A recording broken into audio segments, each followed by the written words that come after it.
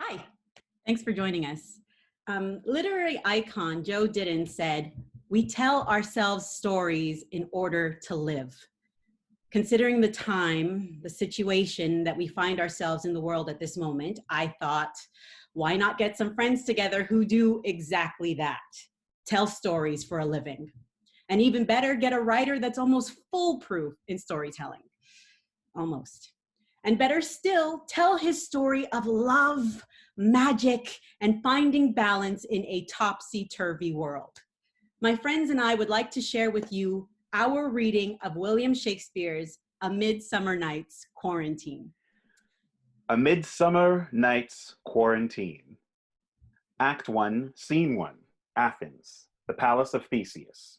Enter Theseus, Hippolyta, Philostrate, and attendants. Now, fair Hippolyta, our nuptial hour draws on apace.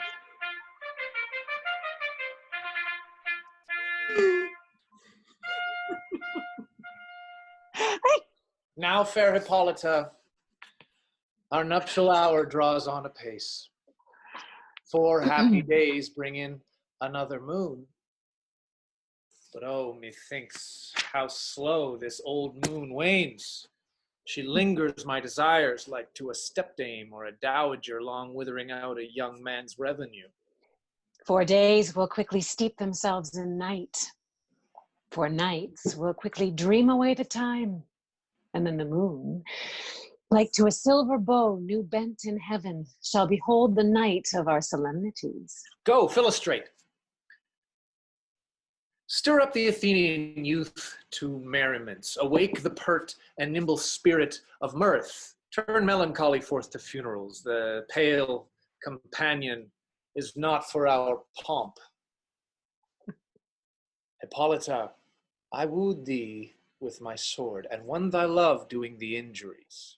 But I will wed thee in another key, with pomp, with triumph, and with reveling. Enter Aegeus, Hermia, Lysander, and Demetrius.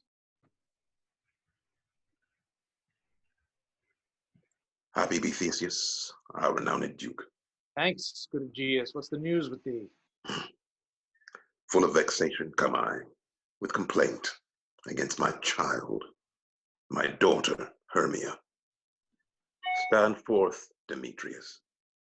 My noble lord, this man hath my consent to marry her. Stand forth, Lysander, and my gracious Duke. This man hath bewitched the bosom of my child. Thou, Lysander, thou hast given her rhymes and interchanged love tokens with my child. Thou hast, by moonlight at her window, sung with failing voice verses of feigning love, and stolen the impression of her fantasy with bracelets of thy hair, rings, gauds, conceits, knacks, trifles, nosegays, sweetmeats, messengers of strong prevailment in unhardened youth. With cunning hast thou filched my daughter's heart, turned her obedience, which is due to me, to stubborn harshness. And my gracious Duke, be it so she will not hear before your grace consent to marry with Demetrius. I beg the ancient privilege of Athens, as she is mine, I may dispose of her, which shall be either to this gentleman or to a death, according to our law immediately provided in this case. What say you, Hermia? Be advised, fair maid. To you your father should be as a god, one that composed your beauties, yea, and one to whom you are but as a form in wax by him imprinted, and within his power to leave the figure or disfigure it. Demetrius is a worthy gentleman. So is Lysander. In himself, he is. But in this kind, wanting your father's voice, the other must be held the worthier. I would my father looked but with my eyes. Rather, your eyes must with judgment look. I do entreat your grace to pardon me. I know not by what power I am made bold, nor how it may concern my modesty in such a presence here to plead my thoughts. But I beseech your grace that I may know the worst that may befall in this case, if I refuse to wed Demetrius. Either to die the death, or to abjure forever the society of men. Therefore, fair Hermia, question your desires.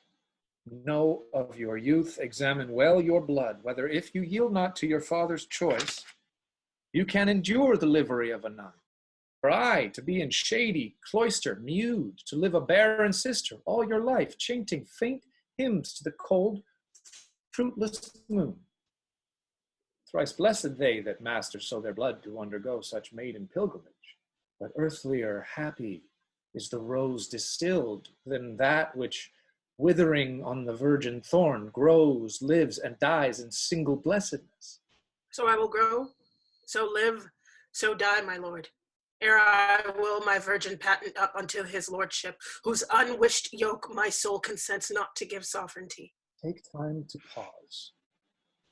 And by the next new moon, the sealing day betwixt my love and me, for everlasting bond of fellowship, upon that day either prepare to die for disobedience to your father's will, or else to wed Demetrius as he would, or on Diana's altar to protest for austerity and single life. Relent, sweet Hermia, and Lysander, yield thy crazed title to my certain right. You have your father's love, Demetrius. Let me have Hermia's. Do you marry him? Scornful Lysander. True, he hath my love, and what is mine, my love shall render him. And she is mine, and all my right of her I do estate unto Demetrius. I am, my lord, as well derived as he, as well possessed. My love is more than his. My fortunes every way as fairly ranked, if not with vantage, as Demetrius. And which is more than all these boasts can be, I am beloved of beauteous Hermia. Why should I not then prosecute my right? Demetrius, I'll avouch it to his head, made love to Nader's daughter Helena, and won her soul, and she, sweet lady, devoutly dotes in idolatry upon this spotted and inconsistent man. I must confess that I've heard so much, and with Demetrius thought to have spoke thereof, being over full of self-affairs, my mind did lose it. But Demetrius, come, and come, Aegeus, you shall go with me. I have some private schooling for you both. For you, fair Hermia, look you arm yourself to fit your fancies to your father's will, or else to the law of Athens yield you up, which by no means we may extenuate, to death or to a vow of single life. Come, my Hippolyta. What? Cheer, my love. Demetrius and Aegeus, go along. I must employ you in some business against our nuptial, and confer with you of something nearly that concerns yourselves. With duty and desire we follow you. Exit all but Lysander and Hermia. Oh, now, my love, why is your cheek so pale? How chance the roses there do fade so fast? Like from want of rain, which I could well between them from the tempest of my eyes. Ay me, fraught that I could ever read, could ever hear by tale or history, the course of true love never did run smooth. But either it was different in blood. Oh, cross, too high to be enthralled to low. Or else misgraft in respect of years. Oh, spite, too old to be engaged to young. Or else it stood upon the choice of friends. Oh, hell, to choose love by another's eyes. Or, if there were a sympathy in choice, war, death, or sickness did lay siege to it, making it momentary as a sound, swift as a shadow, short as any dream, brief as the lightning in the collied night that in a spleen unfolds both heaven and earth, and ere a man hath power to say, behold, the jaws of darkness do devour it up. So quick bright things come to confusion. If then true lovers have been ever crossed, it stands as an edict in destiny. Then let us teach our trial patience, because it is a customary cross, as due to love as thoughts and dreams and sighs, wishes and tears, poor fancy's followers. A good persuasion. Therefore, hear me, Hermia. I have a widow aunt, a dowager of great revenue, and she hath no child. From Athens, in her house remote 7 leagues, and she respects me as her only son. There, gentle Hermia, may I marry thee. And to that place the sharp Athenian law cannot pursue us. If thou lovest me then, steal forth thy father's house tomorrow night. And in the wood, a league without the town, where I did meet thee once with Helena to observe morn of May, there will I stay for thee. My good Lysander, I swear to thee, by Cupid's strongest bow, by his best arrow with the golden head, by the simplicity of Venus's doves, by that which knitteth souls and prospers loves, and by that fire which burned the Carthage queen, when the false Trojan under sail was seen, by all the vows that ever man have broke, in number more than ever women spoke, in that same place thou hast appointed me. Tomorrow truly will I meet with thee. Keep promise, love. Look, here comes Helena. Godspeed, fair Helena. Whither away? Call you me fair? That fair again unsay. Demetrius loves your fair. Oh, happy fair. Your eyes are lodestars, and your tongue's sweet air more tunable than a lark to a shepherd's ear. When wheat is green, when hawthorn buds appear, sickness is catching. Oh, were favors so, yours would I catch, fair Hermia, ere I go. My ear should catch your voice, my eye your eye, my tongue should catch your tongue's sweet melody. Were the world mine, Demetrius being baited, the rest I'd give to you to be translated. Oh, teach me how you look, and with what art you sway the motion of Demetrius' heart. I frown upon him, yet he loves me still. Oh, that your frowns would teach my smiles such skill. I give him curses, yet he gives me love. Oh, that my prayers could such affection move. The more I hate, the more he follows me. The more I love, the more he hateth me. His folly, Helena, is no fault of mine. None but your beauty would that fault were mine. Take comfort.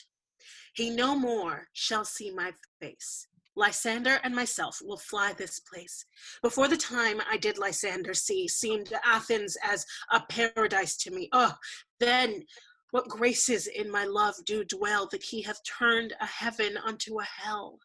Helen, to you our minds we will unfold. Tomorrow night, when Phoebe doth behold her silver visage in the watery glass, decking the liquid pearl with bladed grass, a time that lovers' flights doth still conceal, through Athens' gates we have devised to steal. And in the wood, where often you and I upon faint primrose beds were wont to lie, emptying our bosoms of their counsel sweet, there my Lysander and myself shall meet, and thence from Athens turn away our eyes to seek new friends and stranger companies. Farewell, sweet playfellow. Pray thou for us, and good luck grant thee thy Demetrius. Keep word, Lysander. We must starve our sight from lovers' food till morrow deep midnight. I will, my Hermia. Helena, adieu. As you on him, Demetrius dote on you. How happy some, or others some can be.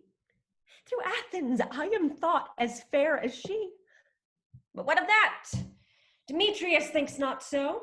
He will not know what all but he do know. And as he errs, doting on Hermia's eyes, so I, admiring of his qualities, things base and vile, folding no quantity, love can transpose to form and dignity.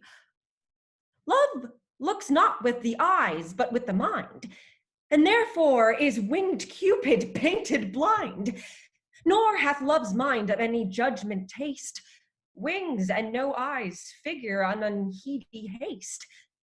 And therefore is love said to be a child, because in choice he is so oft beguiled. As waggish boys in game themselves forswear, so the boy love is perjured everywhere. For ere Demetrius looked on Hermia's eyne, he hailed down oaths that he was only mine. And when this hail some heat from Hermia felt, so he dissolved, and showers of oaths did melt. I will go tell him of fair Hermia's flight. Then to the wood will he tomorrow night pursue her. And for this intelligence, if I have thanks, it is a dear expense. But herein mean I to enrich my pain, to have his sight thither and back again. Scene 2, Athens, Quince's house. Enter Quince, Snug, Bottom, Flute, Snout, and Starveling. Is all our company here? Hi. Yeah, man, this is I'm a here. spot. Man, this is a spot, right? Generally, man by man, according to the script. Here is the scroll of every man's name which is thought fit through all Athens to play in our interlude before the Duke and Duchess on his wedding day at night. First, good Peter Quince, say what the play treats on, then read the names of the actors, and so grow to a point. Mary, our play is the most lamentable comedy and most cruel death of Pyramus and Thisbe. What is Comedy and Very good piece of work, I assure you, and a merry. Now, good Peter Quince, call forth your actors by the scroll. Masters, spread yourselves. Answer as I call you. Nick Bottom, the weaver. Ready. Name what part I am for and proceed.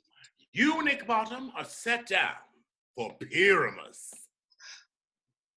What is Pyramus? A lover or a tyrant?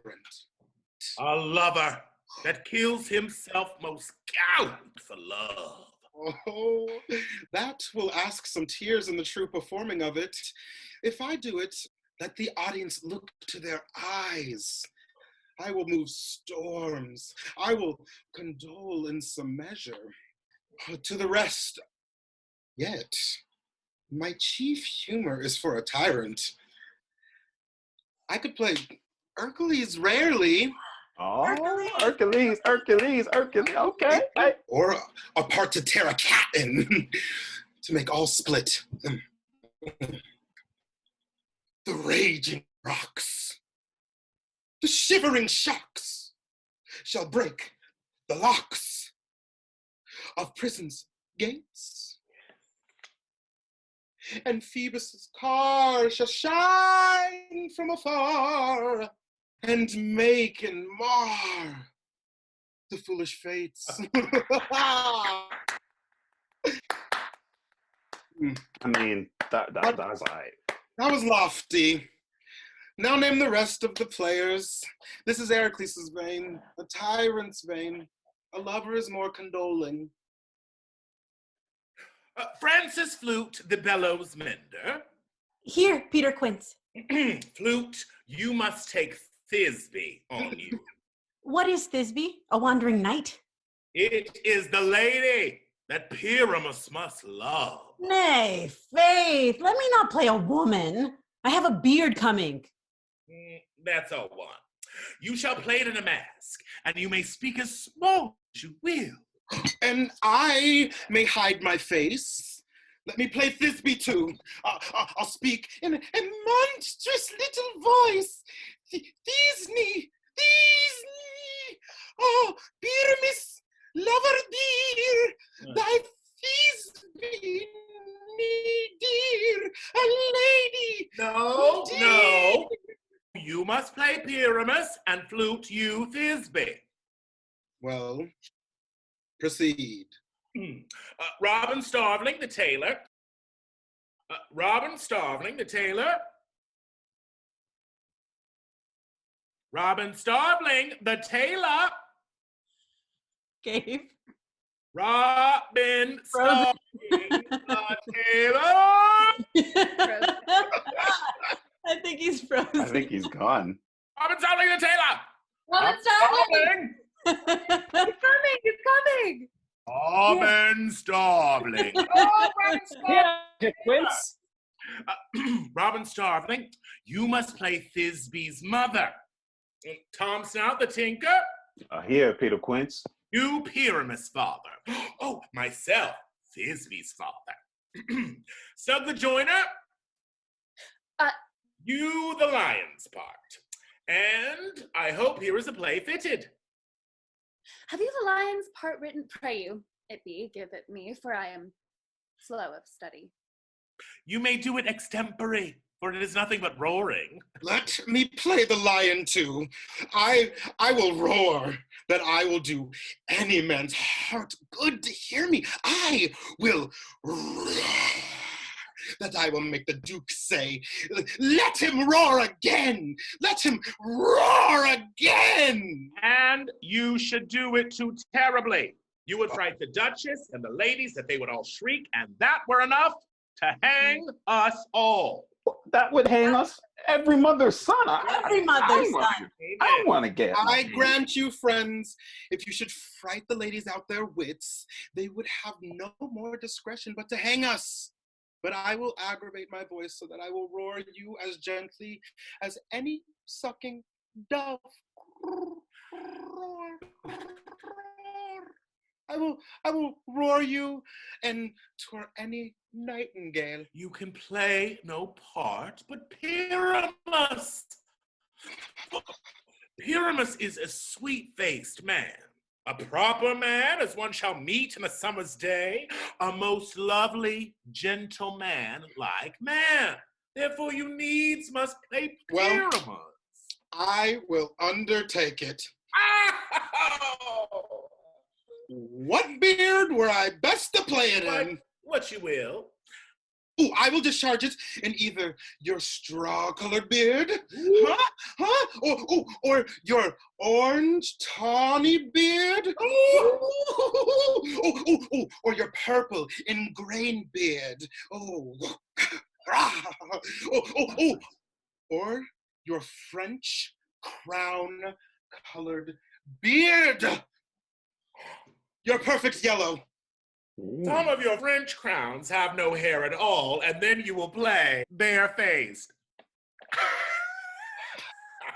But masters, here are your parts, and I am to entreat you, request you, and desire you to con them by tomorrow night, and meet me in the palace wood, a mile without the town, by moonlight.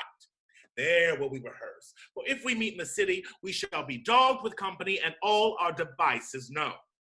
In the meantime, I will draw a list of properties such as our play wants. I pray you, fail me not. Ooh, we will meet, and there we may rehearse most obscenely and courageously. Take pains, be perfect. Adieu! And the Duke so we meet! Adieu. Enough. Hold or cut bowstrings.